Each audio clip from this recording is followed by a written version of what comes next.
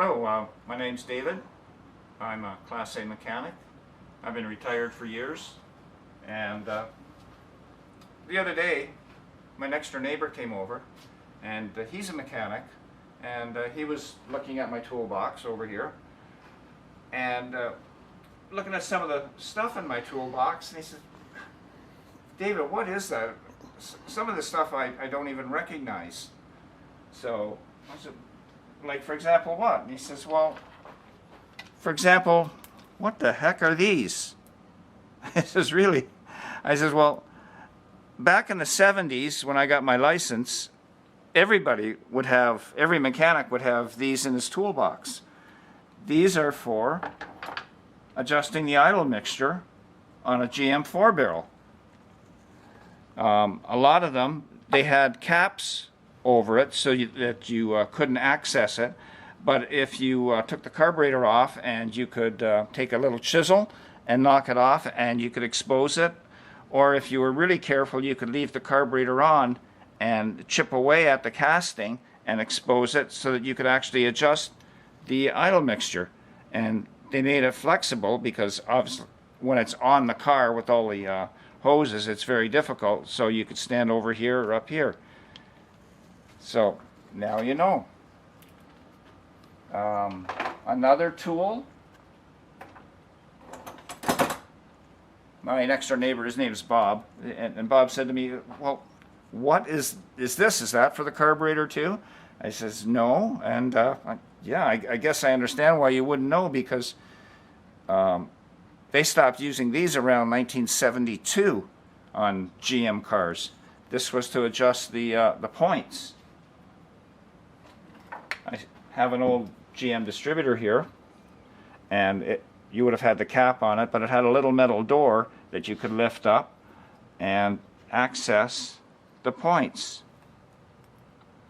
Okay, and this here will turn it in and out, okay, to adjust the dwell. And actually, this was the meter I was using almost 50 years ago. And you can see right here where you could turn it to dwell, and you would accurately get it rather than using a feeler gauge. If you didn't have this or you didn't have that, you would just use a feeler gauge. These are a lifesaver, and I don't even know if you can buy them anymore. But when you were doing any kind of a work on a distributor back then, these were a must. Okay, and I'll show you quickly here. I'll just get a screwdriver. Oh, here we go. I'll just take the points off. This is the points on a GM distributor. Okay, and I'll just take this off. It's obviously a lot easier to do it when it's on the bench, but you can imagine when it's sitting inside a car and you're leaning over a fender and you're trying to do it. Putting that back in right now, it wasn't that bad taking it out, but putting it back in, you'd want to have this, and it's got a little spring lock, and you just put this in here.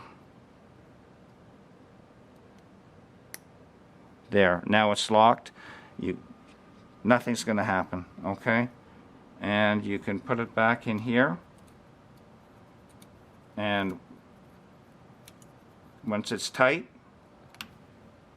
it puts itself back in the neutral position, and there you go. This here is, I don't have the fitting on here right now, but it was to get the fuel filter off. That would hold that.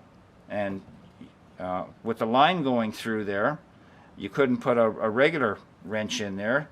You'd need one with a split in it.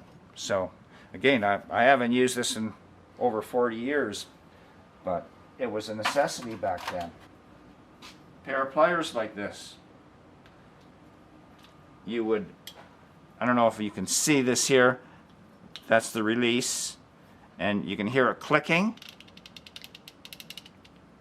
and it stays in position, and then I can release it, and you'll see these have got a groove in them.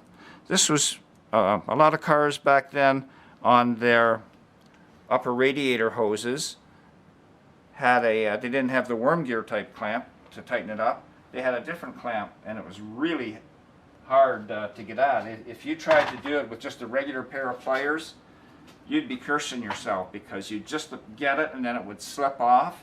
And this is a pair of specialty made ones, and they're really long because of you need the leverage on it to collapse that spring. And the nice thing is, because it's got the lock on it, that once you've got it, and then if you have to go and move it, and these swivel, it was safe, and it wouldn't go flying off and hit the guy beside you. A lot of mechanics would do what I did here. They would get this is a 1/4-inch drill bit. They would grind it down, cut it off to about that length, and just braze it in to a little socket. And back then, before fuel injection and everything was perfected better, a lot of cars, like especially Fords, would have the car would come in, and the complaint would be that it's the choke is stuck on and it's running rich. They would have 1/4-inch tubes that would run from the exhaust manifold, and the tube would be about so long, and it would run up to the choke on the side of the carburetor, and it would draw hot air off the manifold, the exhaust manifold, to heat that thermistor spring inside. And it was quite common for the tube to rot off.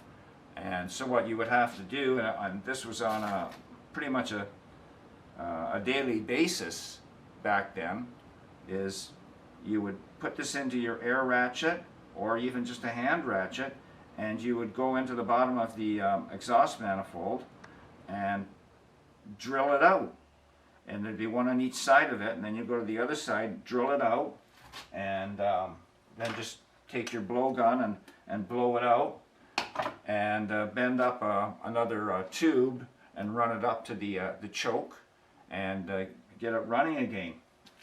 Yeah, and there's also this too. This is for adjusting carburetors, and it's quite flexible.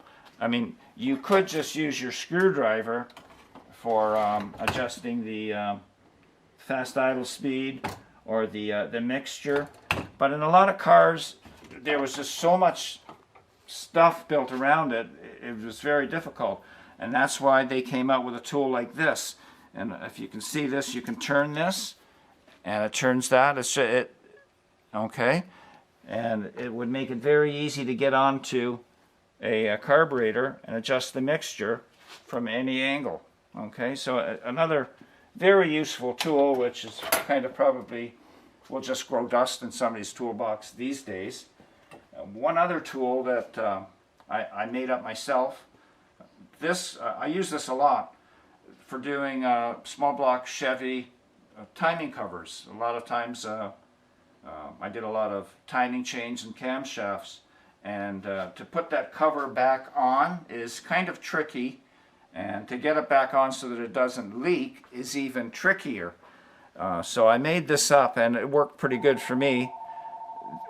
These two go into the two bottom holes into the block, and this edge here would kind of push on the cover, and I would hold it and push it in. So not something that they ever made, but that's why I have it. And anyway, that's just a quick view into the past.